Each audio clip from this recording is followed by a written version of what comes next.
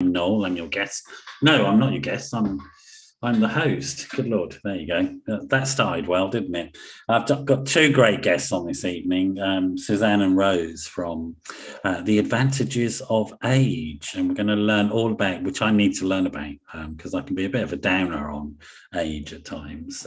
Before we jump into the show, if you're listening to this on a Wednesday, it's the Wednesday the 9th of February now, and it's 9 o'clock in the evening UK time, and if you're listening it live, it would be lovely to get you joining in. So you can drop me a message on my phone. WhatsApp, it is +44 7506 319 745. That's +44 756. Oh, whatever I just said then. I've just now lost and forgotten my phone number, but there you go. I'll remember it later. Anyway, enough of that. I'm having one of those sort of senior evenings by the looks of it. So we'll see if I can sort of get back on track at some point. To my guests, Rose and Suzanne, hello. Welcome to you both. Welcome to Zoomland and the show. It's lovely to see you. Who wants to say hello first? Hello. Hello. Noel, I have to say you've already started with a cliche, a senior moment. Oh dear. Oh dear, I've already blown it. That's it. You've already transgressed. I've already got it wrong from the start, but there you go. I'm sure I'll continue to get it wrong all the way through the show. But also we don't have a the before our name. We're just Advantages of Age. We're not the Advantages of Age. We're just Advantages of Age. So tell me about Advantages of Age. How did that come about? And what is it about? What do you do? We do many things. I guess I'll start. So because I kind of started, well, actually, it was Amanda. It was Amanda in the hot tub that started everything, really. Oh, the famous hot tub. Yes, I've heard about this. So I have a hot tub in my back garden, and once a month, I invite ladies to come and share it with me. And Rose and her crew came one night and we sat around in the hot tub talking as women do around, stuff, women's stuff. And one of the conversations was around the fact that the way that the media tends to depict older women wasn't the way that we saw ourselves. We saw ourselves as creative and feeling quite fulfilled and out there and, good, really, just good. And a woman in the tub Amanda said, we should do something called Advantages of Age. And me being a person who likes to start businesses and likes things to come up with things, they all went away. Rose remembers the date better than I do. I think it's around Christmas or something, wasn't it? It was Christmas, yeah. I went on holiday, and by the time I'd been on holiday to Cuba, I think, came back, and Suzanne had already set up the website and was ready to go and was kind of expecting me to commission, 5 pieces a week for the website. You said you would. I said I would, and I did it. Don't blame me, man. I'm not taking that one. That was not good. So anyway, so Rose and I started working together on Rose. We both have a background in writing and we have a lot of friends who are writers, creative people, and Rose started reaching out. We both started writing for the site and bringing in our friends and things to write positive aging stories really reflecting people's personal experience. You mentioned not being salesy. Well, one of the things we can't stand is when anyone pitches a story to us where they're clearly trying to sell something, because we're just like, no, that's not what we do. We do first person personal stories. The more it's about you and your own personal journey, the more interested we are in what you have to say. So, and we found that there were a lot of people, What was it you were seeing in terms of the representations that were you thought were wrong or upsetting or annoyed you or motivated you? Rose, do you want to jump in? What were these sort of... Well, it was just, I mean, I wrote some very declaring pieces. So one of the things that I personally have a thing about is, and I actually suffered from this before, was, you know, people not being able to declare their age because they're pretending they're younger.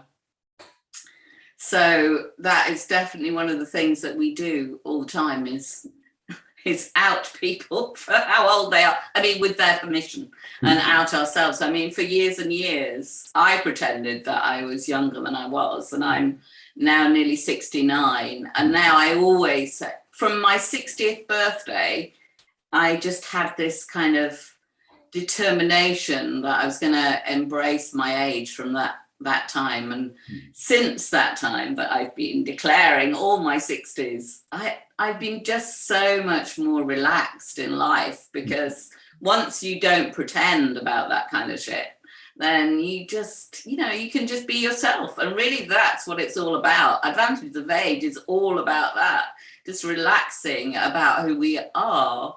And then as we don't have to pretend, you know, I mean, still people will talk about how on dating sites, you know, women are pretending, and men as well, at least chopping off 10 years off their age, you know, and we're like, no, don't do this, don't do this, don't do this. Because once you do that, you can kind of expand so much more into yourself, which is kind of what we're about. You know, I published my first poetry pamphlet when I was 64. I just, you know, it's kind of like all of us. Suzanne started singing again a couple of years ago. Now he's doing gigs, and we want all of our tribe, Advantages of Age, to be doing that, and they are. I mean, I just asked people the other day, just a simple question, what were you doing? What are you doing this Friday night? And people were doing the most extraordinary array of things, from actually filming a celebration of life kind of mock-up in their back garden, to dancing, to all sorts of different things. It was an absolutely brilliant reflection of people in their 50s, 60s, 70s, 80s, just kind of getting on with their life in a fulsome manner. So one of the things you saw was this sort of valoration of youth rather than age, and people hiding their age, and I guess particularly women, not so much men, but particularly women. That's what you were against. You know, we're more obvious about it, but I have a partner who is now 78, and when I met him, he was 70, and he was very much hiding his age. It's really through me that he's become more out there about his age. Okay. So the dialogue is happening more between women, but you think it's also equally for men as well, but maybe men aren't talking about it so much. Suzanne, what were the things that were sort of getting your goat, as it were, about what you were seeing, and sort of the things that were motivating you to want to take action? Well, similar to Rose, I was at that particular point when we started Advantages of Age, I had a tech business, and I was encountering a lot of ageism around that. So I was, you know, one of the few women of my age, or women, working in tech. I got very involved in the scene in Shoreditch, and I discovered that really there weren't many people that were visible, or that were making themselves visible. So for me, a lot of what Advantages of Age has moved into has been around work, because clearly, you know, and we hear it in the Facebook group, which is the kind of repository of where we see so much activity. It's we've got an incredibly active and engaged Facebook group that's nearly 4,000 people now, and they are now talking about hosting activities amongst themselves. But what I noticed in that group was that there were, you know, clearly topics that kept coming up, one of which was dating and the frustration around dating. And there was a period of time we were going to start a dating service called Not Dead Yet Dating. And we started exploring that. And then I was really interested in wondering what was going to happen with all these people that I saw that were losing their jobs or didn't have enough work and clearly had talents. And so I moved my interest more into helping people towards employment, which was really around self-employment. And so part of the organization runs a startup school for seniors.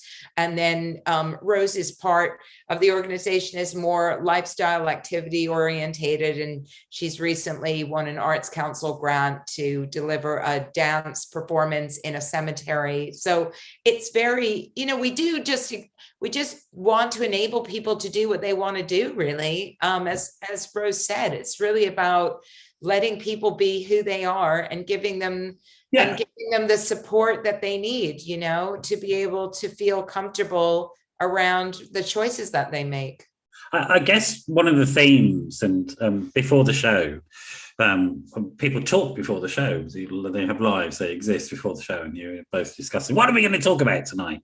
And I think, Rose, you said something along the lines, he likes to get into the personal stuff, does Noel? And I think it's sort of a bit of a problem of mine, given sort of my background as therapist. But I am actually genuinely interested in sort of what makes somebody who wants to change something, what makes them tick? Where does that come from? Because you're not the only people who, I guess, have felt, I don't really like the way our society frames the experience of older people. But that's not necessarily people taking action around that. And you two are. And I'm sort of intrigued, really, by those types of dynamics and sort of where that comes from. Is it something that's always been there for you as individuals? And was it just because you were highly motivated at that moment because something had really annoyed you and you got caught up in the moment? What is the story there? I probably just bamboozled Rose into dealing. No, I don't think that's true. I think that both of us are quite susceptible to the moment, and I think we were having a really good time in this gatheringness of Suzanne's hot tub. And I think for me, like, I'd had lots of kind of much heavier women's groups where we were being much more emotional, and suddenly now I was in Suzanne's hot tub and we were much lighter and we were laughing a lot. And it just seemed like Suzanne was kind of like somebody that, it's funny because somebody put us together, Lynn Franks actually said we would get on really well together. And there was something about that, the combination of kind of dynamism and that we would enjoy ourselves, that attracted me. So when this idea happened, I mean, we'd already talked about doing an erotic fiction night. When we first met, we are both people that set things up. I mean, Suzanne does it as a businesswoman, entrepreneur. I just do it in my life anyway, either poetry gatherings or something. So we're both like that anyway. And we just found this, and we were both kind of like dynamized by it, the whole idea. And we just went on that. And it's amazing that we're still together. That's what's amazing, really, is that because it would be easy. I mean, this is like 5 or 6 years down the line, and Suzanne is very different to me. So she's taken her bit off in a different direction, the Startup for Seniors, and I've really kept on with the Facebook group and with what I enjoy, which is commissioning people to write pieces, their personal stories. I love encouraging people to do that and encouraging people to write. I mean, there's quite a lot of people who've never written really before and who are writing for us. And I love encouraging them. And they could be death activists. We have people in the group who are death activists, you know. I mean, they're creating kind of... So you're going to have to tell me what that is. I mean, it's kind of creating community around death. I mean, and this is something that I feel passionately about. And both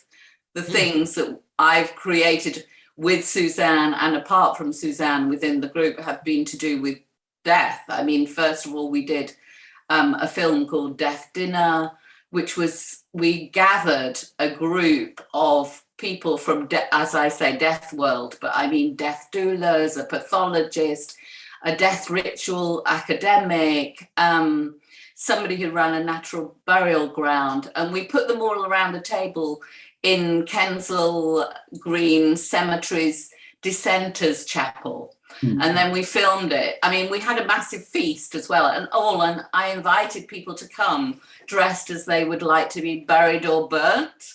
And people did come somebody came in their pajamas, somebody else came in some kind of elaborate Victorian outfit. And we did photographs of them. We had a whole performance around it. It was this, and it was being filmed, but we had a performance as well going on around it. Had cello playing. We had something going on in the downstairs in the catacombs. Oh my God, we had a performance with the Queen of the Night. So when I say death activists, I mean people who want to create a safe place, really, to be active and embracing of death. Because we are moving in that direction. I mean, we've just had one of our very lively, animated writing members die, actually, who was 84 or 85. Yeah. And there was a point where I realized, through being in connection with her daughter, that she was going to die, and that I couldn't, on the Facebook group, really authentically say, let's send healing vibes to Hanya, meaning that she was going to recover. So I felt, that the only way to deal with that was to say, actually, Hanya is going to die. And I felt a bit, I did feel a bit like, oh God, is this going to be all right? But I thought, gosh, if we are embracing death, we have to do this. So what I said was, let's send vibes for her healing, for a healing transition, for a peaceful transition. So, people joined in on that. There's a whole branch of psychotherapy which is based upon dealing with existential issues because we avoid them as a culture. And there's some interesting stuff around how in our culture, the UK culture, the Victorians removed death from us and sort of turned into a series of things that you have to do legally as part of public health issues. And also I think there's an interesting connection with, in anthropological terms, the beginnings of human culture is measured by death rituals. So the digging of graves and the decorating of graves often indicates the beginning of human culture, if you go way back, about attachment to people and acknowledging people and the impact they have upon us. So yeah, no, it's very interesting. You were nodding a lot of that, Suzanne. How would you characterize yourself? I mean, for Rose has just said that for her, it was this sense of energy. Suddenly it was like, oh, well, I'm paraphrasing you, Rose, so please correct me if I paraphrase you wrongly, but something like, oh, this is fun and exciting, and I want my life to be fun and exciting at this point. So it's got a momentum. I'm doing what I believe I should be communicating to people. I'm living the way I think it should be. And so it's carried me forward. That's sort of how I understood what you were saying, Rose. For you, Suzanne, was that similar, or are you just a bloody minded, or what is it about you that? No, I suppose, I tend to want, when I do something like, oh, I'm just going to set up a website, I always enjoy working with a partner. And that's not always easy, because sometimes you find you work with someone and it goes really well, and then it doesn't go so well. And, finding people that you can work with and really enjoy working with is quite challenging. And I think that one of the amazing things about Advantages of Age is that, firstly, there's Mark is the other director who runs Startup School with me. And as a group of people, we are all very, very committed to what we do individually within the organization. Like, we all love what we do, and we all individually are people that use our own initiative. So I never feel within the organization like there's such a humongous amount of trust that exists between all of us that I just really take for granted now, because it's been working really well, and everybody and everyone that works with us and together, we all just really love what we do, It makes me think of, I don't know if you know those Buddhist terms, dharma and karma, sort of purpose and meaning, and then acting on that purpose and meaning. So find your purpose and meaning in life, and then do it on purpose is the sort of message. And it seems like both of you seem to be saying, oh, well, that's what's happened at the moment for me. Yeah, absolutely. Meaningful activity. And I mean, Hanya was a really great example for me because I was a really good friend of Hanya, and I didn't get to say goodbye to her, which kind of makes me kind of sad. But I also knew that we'd had numerous discussions where she felt ready to go. Yeah. And it was clear from the conversations that Rose and I and others in the group that knew her had with her daughter that she was really comfortable moving on, and so when she did die, I felt sad that I wasn't able to, that I'm not going to see her again, but equally I knew that she herself was really okay about it, and I think that's the thing about talking about death, accepting death, wanting to bring it into conversation. Like a lot of what we do with Advantages of Age is try and deconstruct and combat many of the taboos in society. And we have had kind of activities around that. And, even in startup school, the approach that Mark and I have towards the people that we work with, who, let's face it, are just like us. They're just the same as us. They're just, we have an incredibly diverse group of people,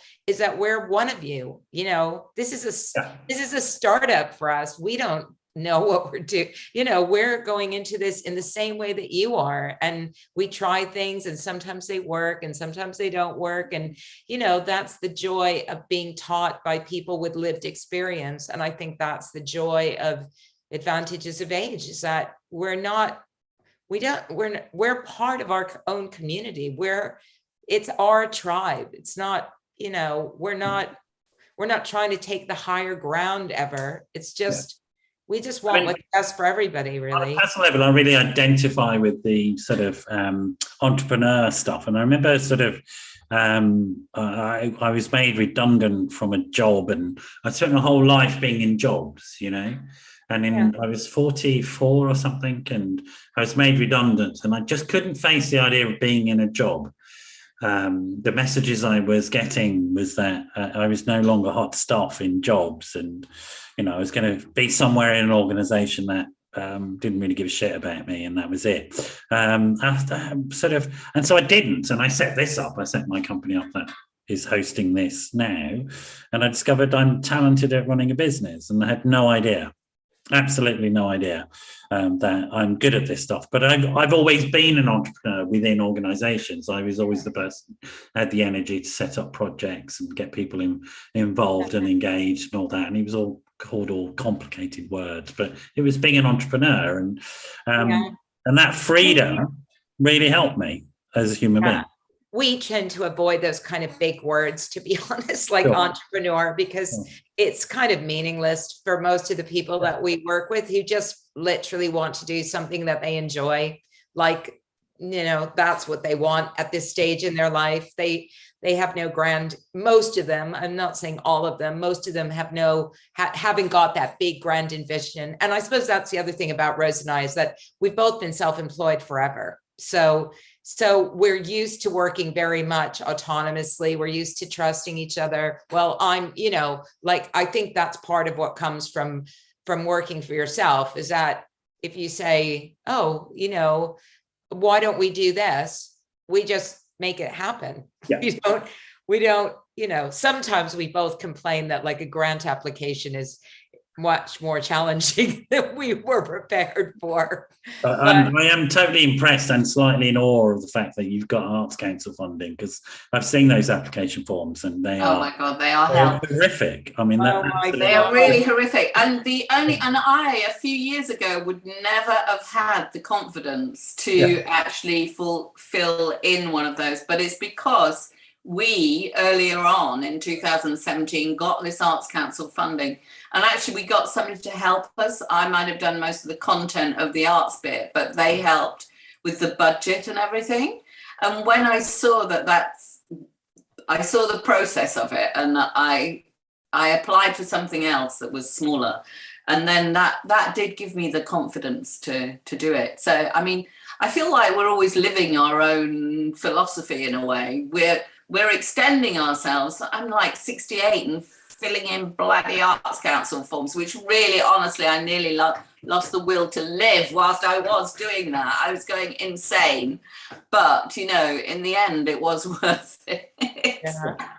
And I spend my life filling in those forms. Although I have to say that, you know, when you're talking about grants and funds and tenders and bids, I do like nearly one a week now, right? So I spent a huge amount of my time doing it. But the Arts Council is much, much more onerous than most of the forms I fill in. Like, the Arts Council are insane. I mean, don't get me on that soapbox.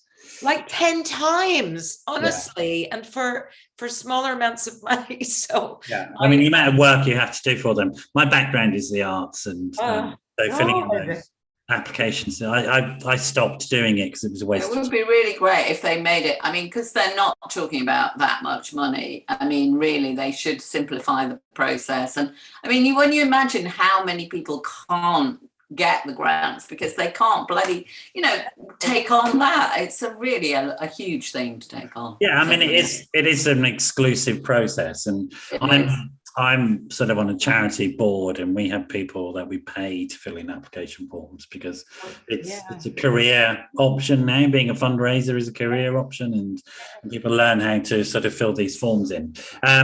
So both of you, though, had, from what I can work out, very sort of successful careers behind you anyway. And Suzanne, you've touched upon the idea that you were both sort of self-employed, self-starters. Self-employed, that sort of thing. What was your background, Rose? What was this sort of? Well, so I you know, I've always been a meanderer, and I'm still a meanderer. That's I just great term. Carry on meandering. That's a really nice way of saying it. I don't. Yeah. I mean, and that's my wish, is to meander. I mean, I'm meandering through advantages of age now. I mean, I do it with conviction and commitment, but I do meander. And so I was a freelance journalist, basically, and I started off doing kind of rock and roll-y interviews. My first interview with Ian Jury. And as soon as I did that... Oh, get out of here. It was Look, we'll just stop the incident. Jury now, if that's all right. What a hero of mine growing up he was. That's incredible. Who did you work for then? You were on Rolling Stone? Well, so I started off working for a left-wing cooperative. I mean, not getting paid, but that's when I interviewed him, you know, so I got some experience from a paper called the East End News. And there were quite a few people. And then I just walked into a music paper office called Sounds. They were like known as the heavy metal. This is the early 80s. Yeah. And they were known as a heavy metal paper, but you know, they were much more eclectic.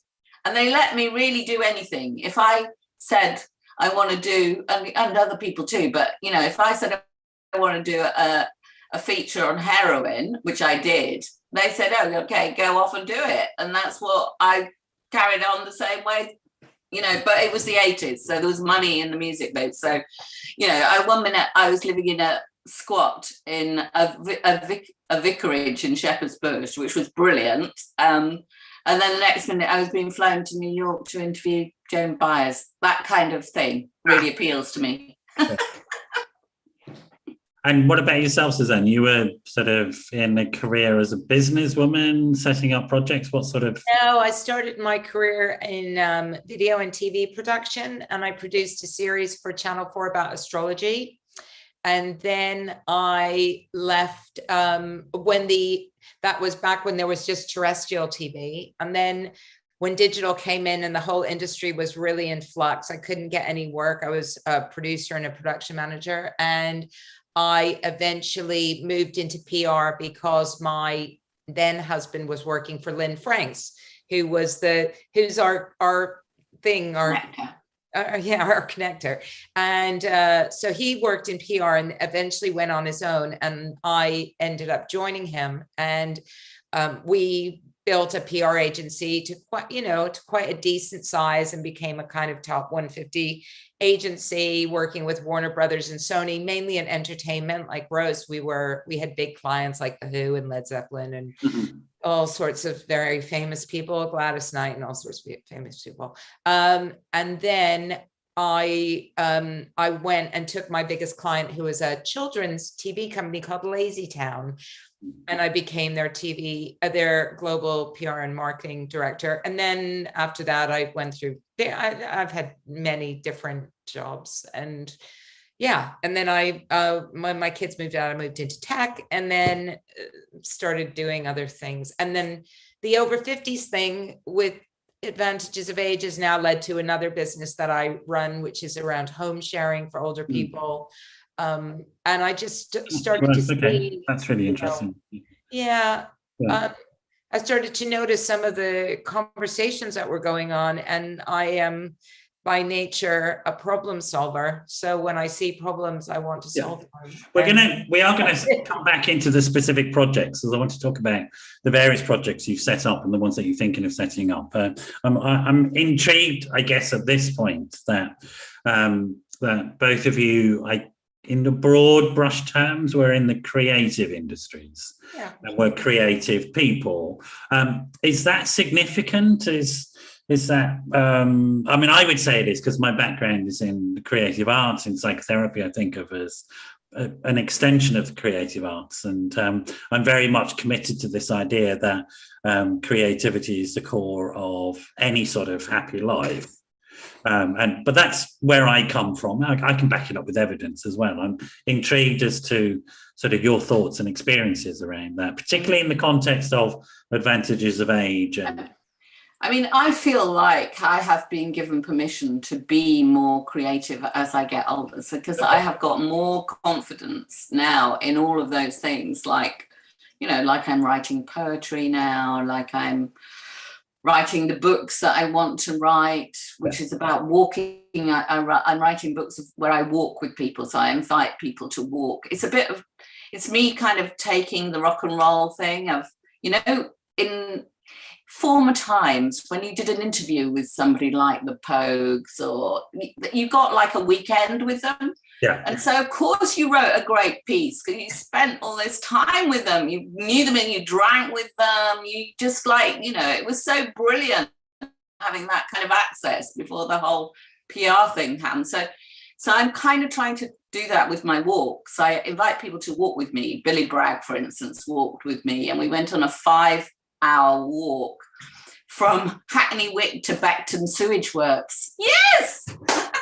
It was just brilliant. We bantered, we argued, we discussed, and that's so my kind of thing. So what I'm saying is that I have moved into being more creative and doing exactly what I want to do as I've got older. And Advantages of Age, I'm trying to encourage other people and supporting other people to do the same, really, so that we're all kind of flowing in that river. Well, let's put to one side the commodification of some of the outcomes of creativity which exist. And so you have films and you have songs and you have various things that can be sort of turned into commodities and made money out of. But that isn't what creativity is. Creativity is that person or that group of people who are engaging in developing that product, and that's that process. For you, Suzanne, has creativity been important? Is it important? Is it similar to Rose in that you feel more creative now, or what's your sort of take on all of that stuff? Yeah, well, I re-engaged. I'd been a jazz singer in my 20s and a session singer, and I re-engaged with my music and singing in my mid 50s. It's like, I don't know how many years now, 4, I guess, years ago.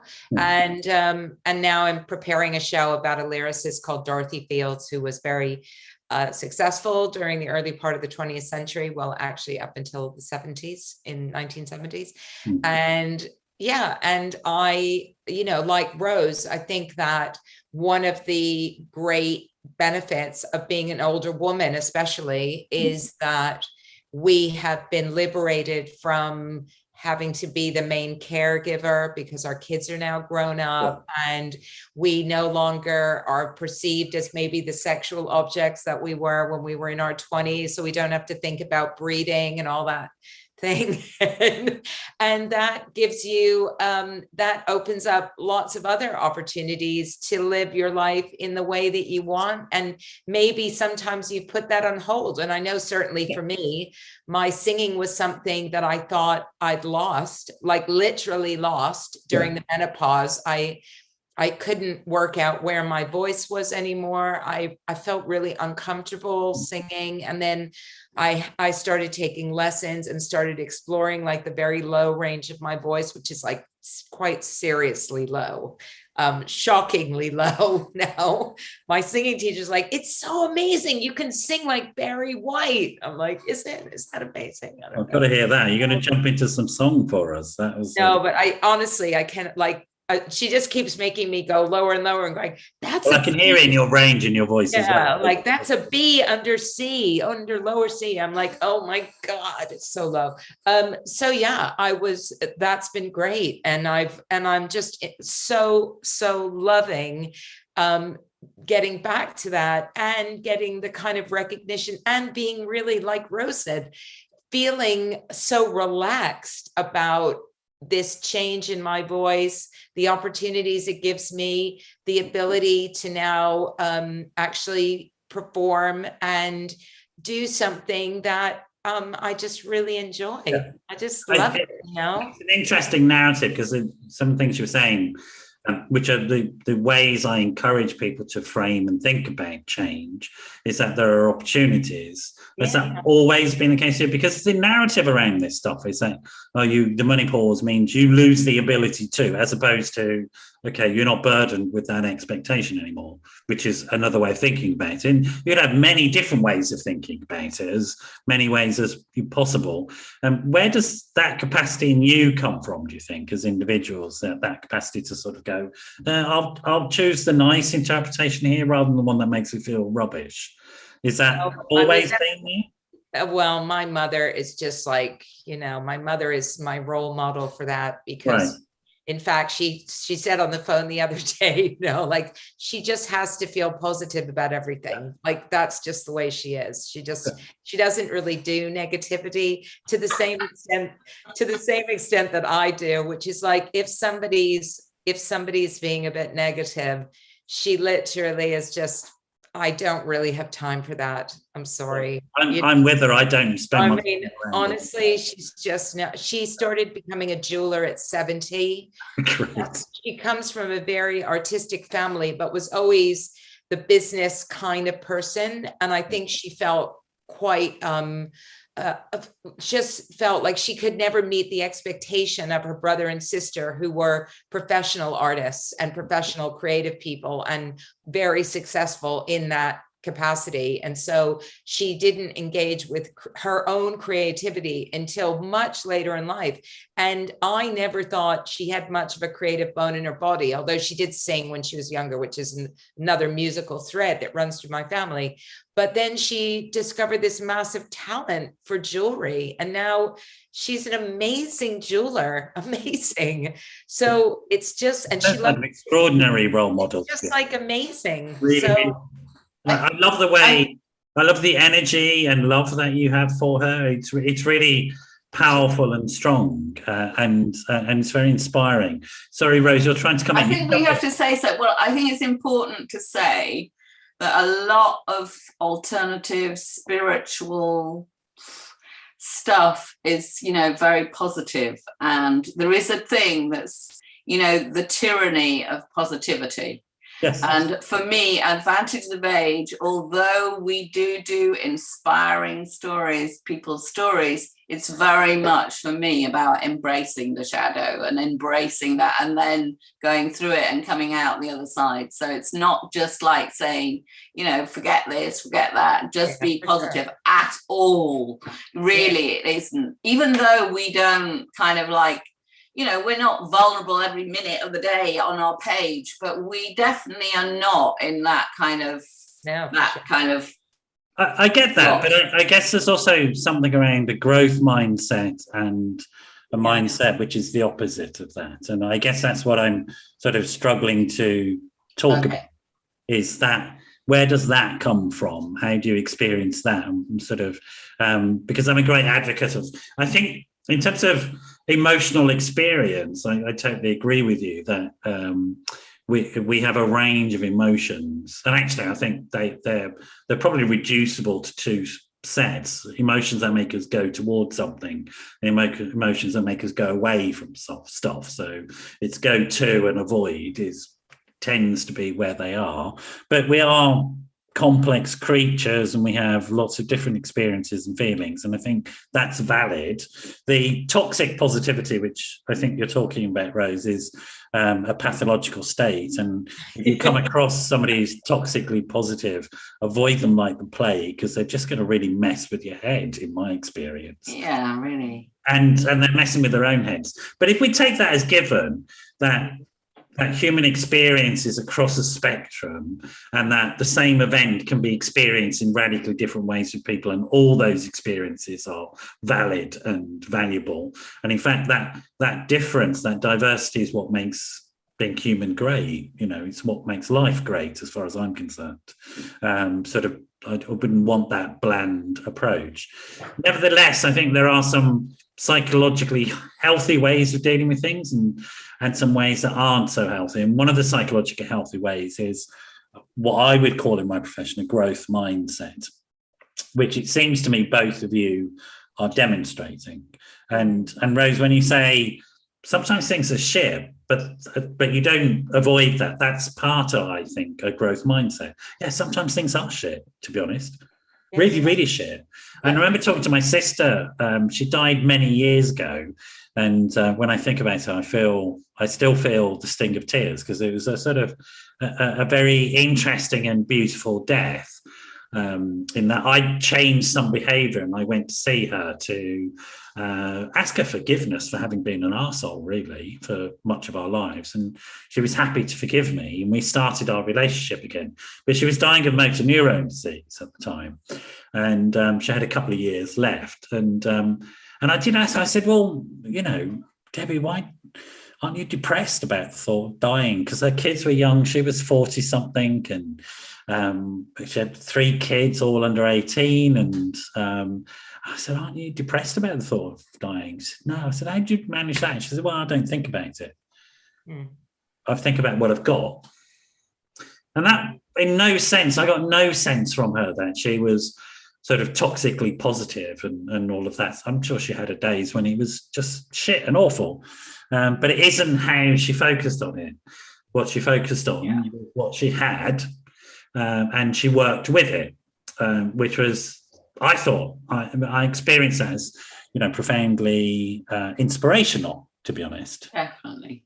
And there were definitely times when she thought it was awful. I know that. So she had emotions. So for yourselves and for you, maybe, Rose, to sort of thinking about, where does that capacity, do you think, come from? Is it something that you've learned over time? I developed resilience through fighting with my father.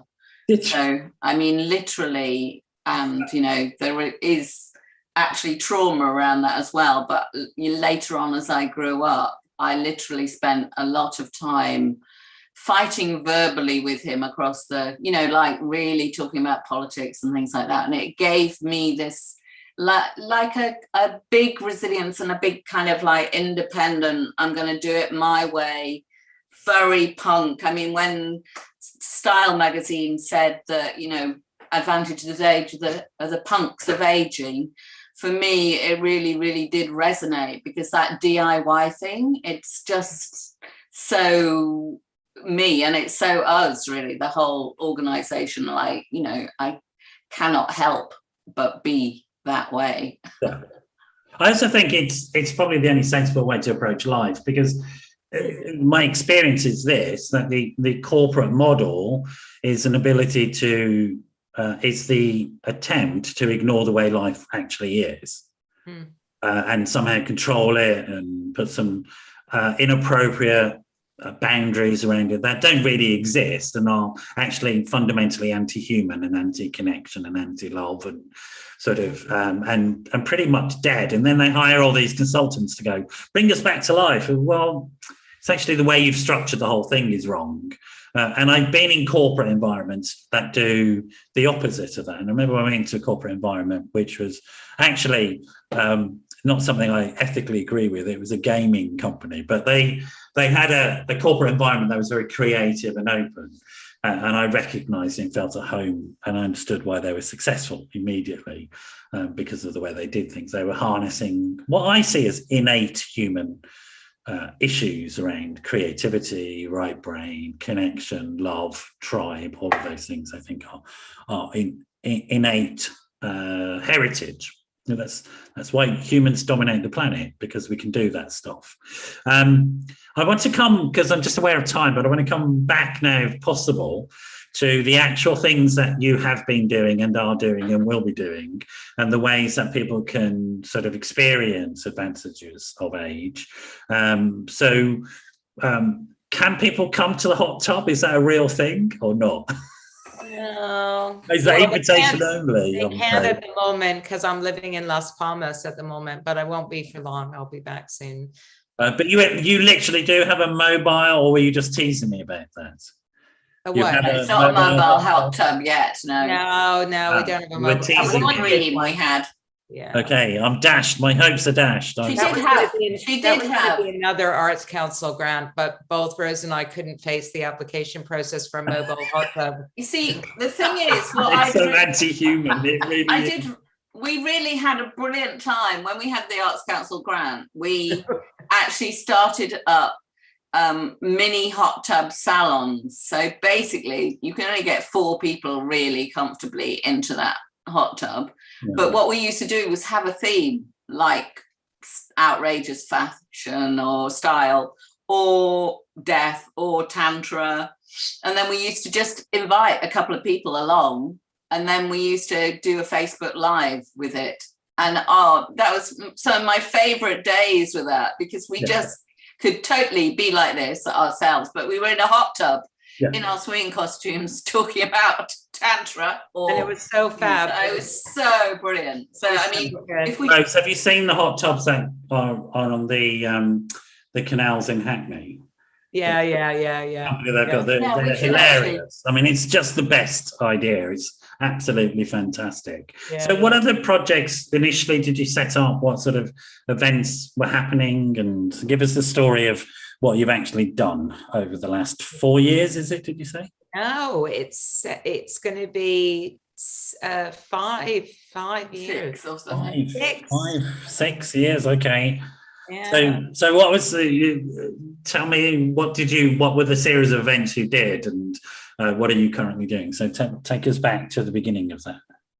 Rose will tell you about the early days. The early days. Well, I mean, really, the early days were quite a few club nights, for instance, vintage cabaret. I mean, we're all into dancing and cabaret and dressing up and the flamboyant forever bus, you know. I mean, we know we could redo these things. It's just that we're not very good at redoing things. You know, we understand that you could do it, but we like to create new things. So, we had a taboo night where we looked at sexuality. So me and Suzanne discussed, could we have a sex film that would be okay for us and our audience? And Suzanne managed to find something that was consensual with older people, looked great fun, and and the older woman was empowered in her choices of what she was doing. So that was great. It's a serious issue in terms of finding pornography that is ethical, in terms of the people that are involved or safe and may earn a reasonable wage, and et cetera, and also the images and the way it's presented are not derogatory and undermining. So well done, Suzanne. That was interesting research. I went to a Cine Kink festival in New York City, and I saw this film, and I approached the distributor and said, could we show it at our taboo night? And it's called My Boyfriends Are Poly, But I'm Not, something like that. Yeah, that's what it is.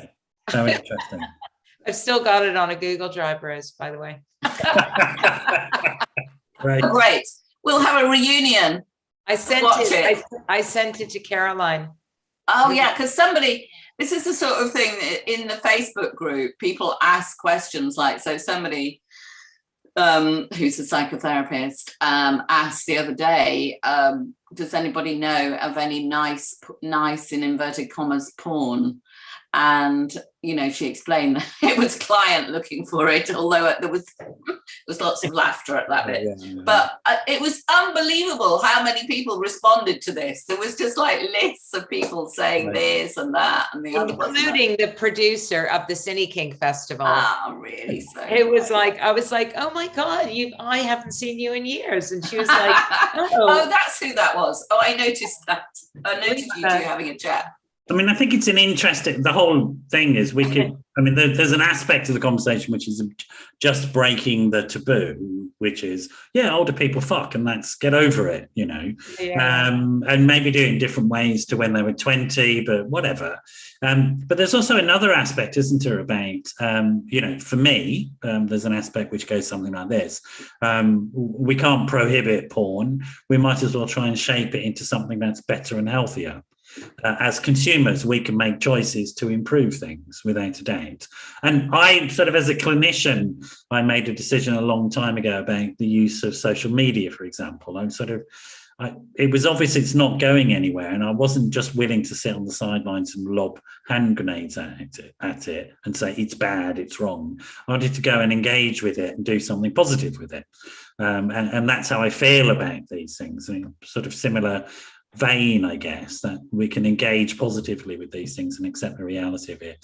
And also, I happen to be, on a personal level, an advocate of sex workers. I think we have appalling double standards around sex workers, and it really pisses me off, to be honest. I'm we should stop doing all that nonsense, and particularly during the pandemic, it saved a lot of people's asses financially.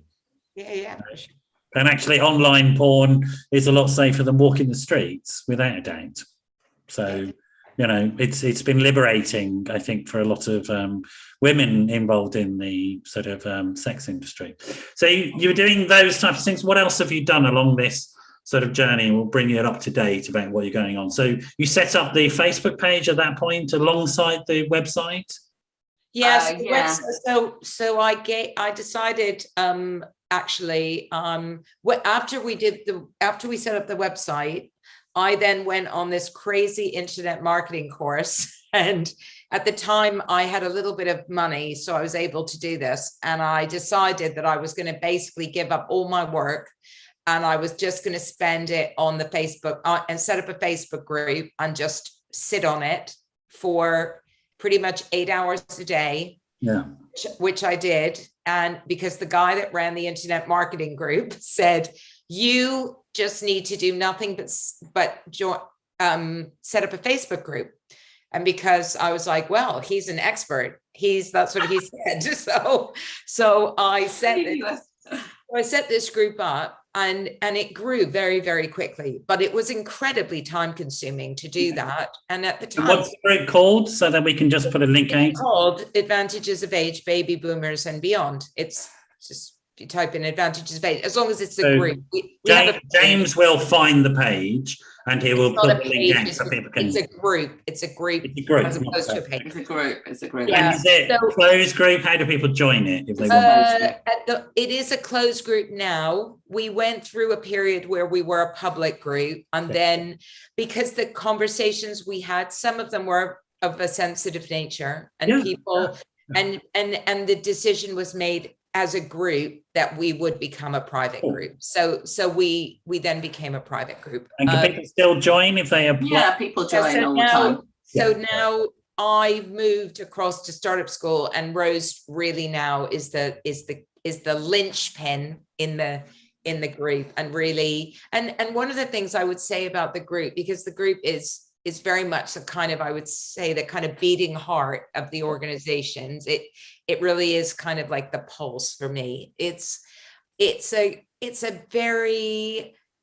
one of the few places where I've seen conversations where people have radically opposing views. Yeah.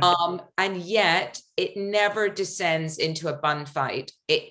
It's always. It rarely descends. Rarely. Okay, I can't say never. Rarely descends into a bun fight, and often it's it's actually really enlightening because, as you know, one of the challenges with Facebook, which honestly, some days I think if we could move off Facebook, that'd be lovely because it does have its challenges, is that, they only show you the stuff they think you're going to like, right?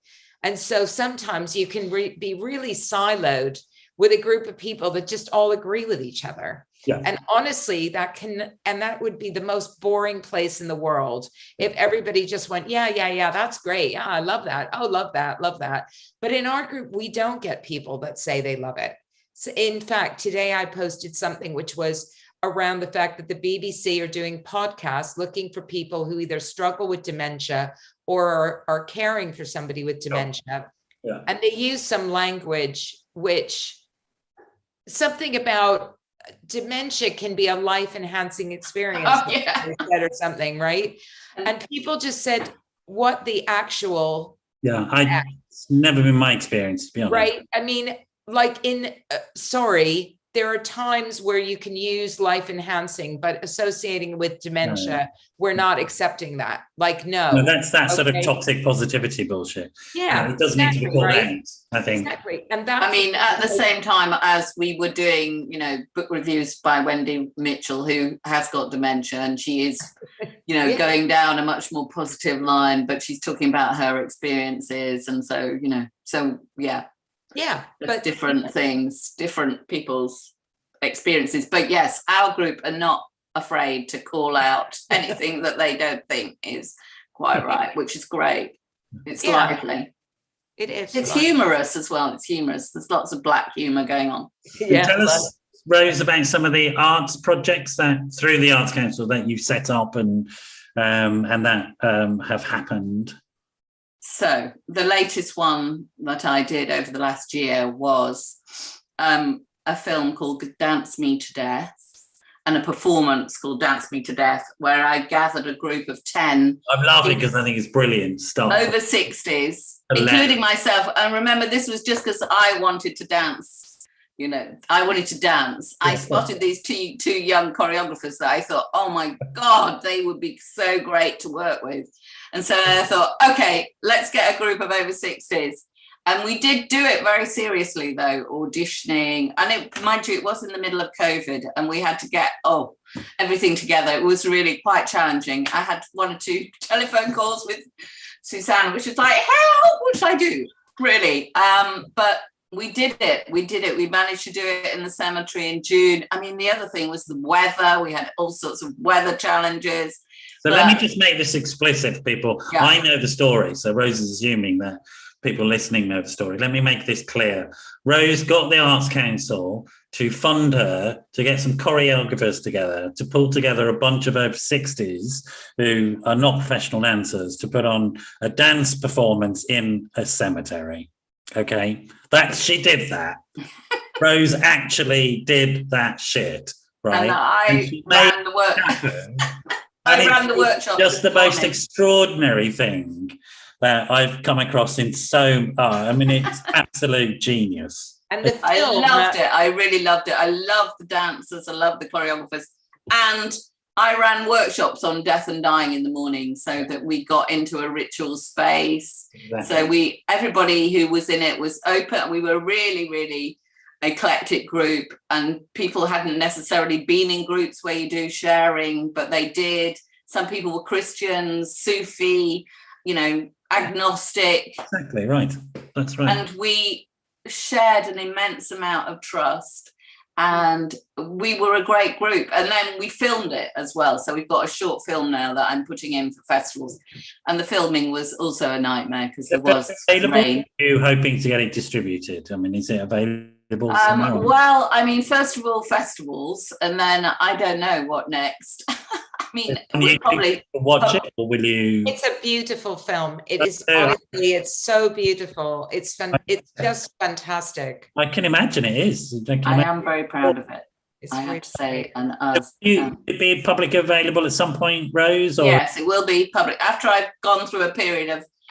I've put it in for 2 dance film festivals so far, and I'm looking for more. And then there's a process, they don't want it to be public. What festivals, so we can just advertise them for you now? One is called Host, and the other is called Frame Rush.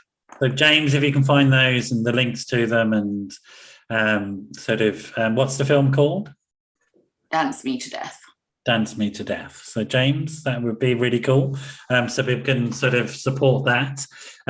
You've got the ongoing, we've got the Entrepreneurs Academy, which is helping people like me, because I wish it had existed when I was made redundant and was depressed and didn't know what to do. It was been absolutely, I'd have embraced it with all my heart, to be honest. So tell us a bit about what you do there and how people can access it, Suzanne. So Startup School for Seniors is a program. It's either over 2 or 8 weeks. We do an intensive version and a longer version. And it takes people who either have no idea whatsoever, but are thinking about doing something for themselves, to people who have an idea but don't know how to get it off the ground. And we help them to manifest that into a business. And by the end of the 8 weeks, roughly 35% of people that come on the course have made money, made some. Brilliant. Which is superb, because without help, about 8% of startups work. And so to go from 8% to 35% is extraordinary. That's really high five. Yeah, thank you. That's really cool stuff. And so that's the current project. They've got the website people can access, the Facebook page. Any other current projects that you're working on or plans that you have that sort of will pop out at some point? We have a few dreams. Yeah, we have some dreams. Tell us about your dreams. Website. Yeah. We want to do an award ceremony. Oh, we do. We want to do things like, old bad sex in films and things like that, the worst old sex scenes, and have a really fun but also inspirational award events. That's one of our dreams, definitely. Great. Where will you do that? I was just at BAFTA the other night watching a screening. That seems like a nice place down at Piccadilly. I'm thinking more like Wilton Hall or somewhere. Oh, yeah, that would be great. Wilton, Wilton would be brilliant. Yeah. The musical. So any potential sponsors that are watching, can you just get in contact with us?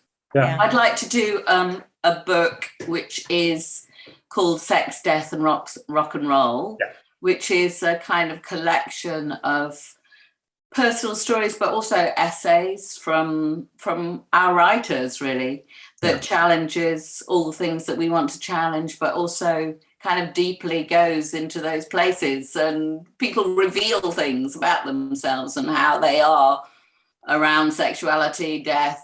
And, Wonderful. Now, so you provide all these services. How can people help you as an organisation, as individuals, to support, enable the growth and the development?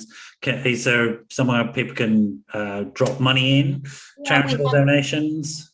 We have a little membership scheme that we're currently reviewing, but still exists. It's not going to change price-wise. It'll just, the ethos around it might change a little bit, and it's just a membership to support what we do, because most of what we do is a lot of it is voluntary or very low paid, and it's £4.99 a month.